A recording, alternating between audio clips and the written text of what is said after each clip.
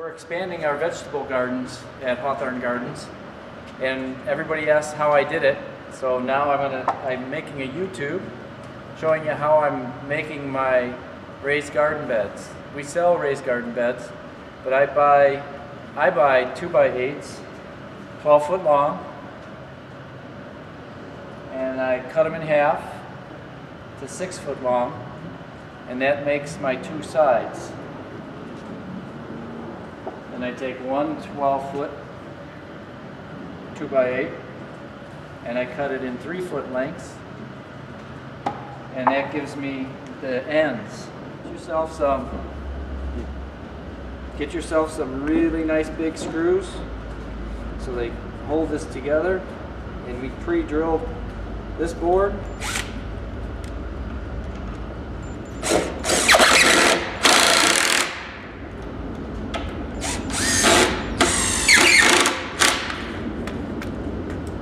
Nice and sturdy. Now you can take this out to your garden, and we'll put it on the garden, and we'll show you how we fill it up.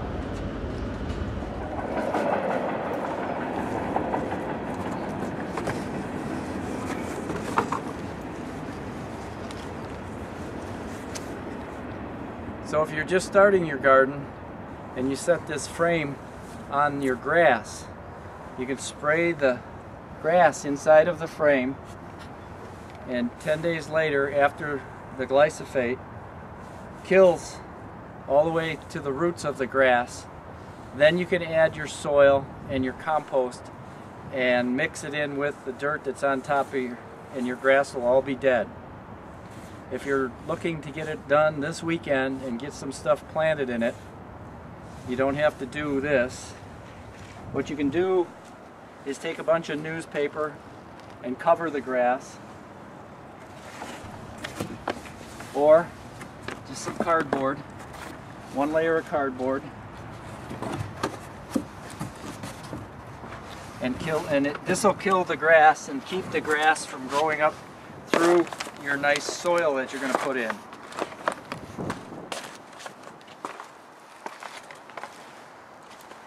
That way you can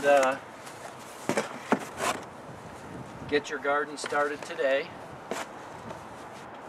and you don't have to worry about waiting for the grass to die. The only thing is you got to put enough soil in the bed so your plants can survive in 8 inches of soil this year. And then next fall, when everything's cleaned up and ready for the winter, then you dig down through the cardboard or the newspaper and you turn that, and then you incorporate a little of the soil from your yard into your garden soil. You can see all of my other beds here, they were all turned last fall, and now the winter has turned them to powder from freezing and thawing.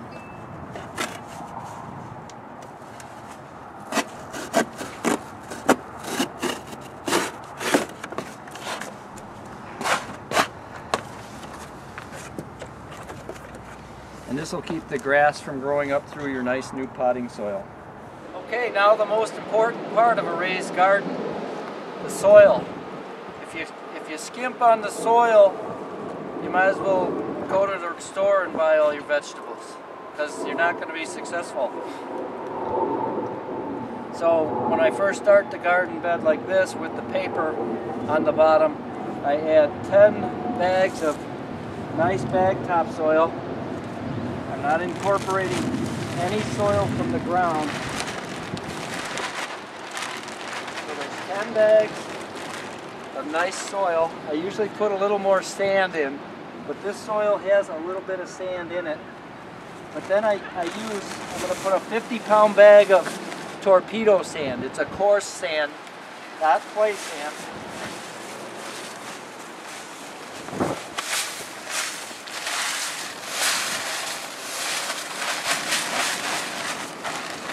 Torpedo sand. Spread it around a little bit. Now, the secret ingredient in the mix is compost. Gotta do compost. Some of my gardens are cottonburr compost, some are mushroom compost.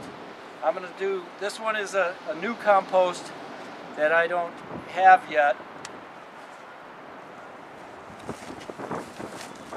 It's from Wisconsin, called Cosmo compost. This is actually from the dairy industry up in central Wisconsin. So this is cow manure compost. Very nice looking stuff. Very, doesn't smell. Very nice looking stuff.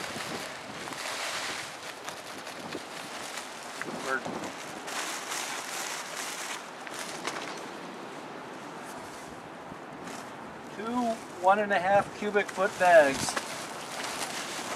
Don't skimp on the compost. Whatever kind of compost you use a lot of it. And if you'll notice, it looks over full. But everything here is fluffy with a lot of air. And by the time it rains for a couple weeks here before I plant it, it'll all be down level with the boards.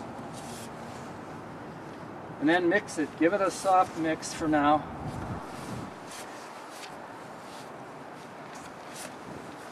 Just an easy mix.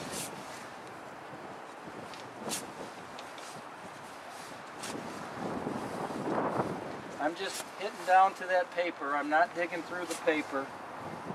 Maybe next fall I'll dig through the paper just to break into that virgin, that soil all the way down. But tomatoes and beans and peppers and lettuce, squash, corn, it'll all, this is plenty deep. 8 inches is plenty deep for them to do well. I like to make my garden beds 3 foot wide. I could make them longer than 6 foot, but 6 foot fits here for me. 3 foot wide is nice because you can bend down in between and reach halfway across to pull weeds, cultivate, and to plant your garden. Then we'll get some mulch and put some mulch in between our gardens so it is nice and neat and clean when we come out to work in the garden. So that's how I build my garden beds and what kind of soils I use in my garden beds. So I'm successful.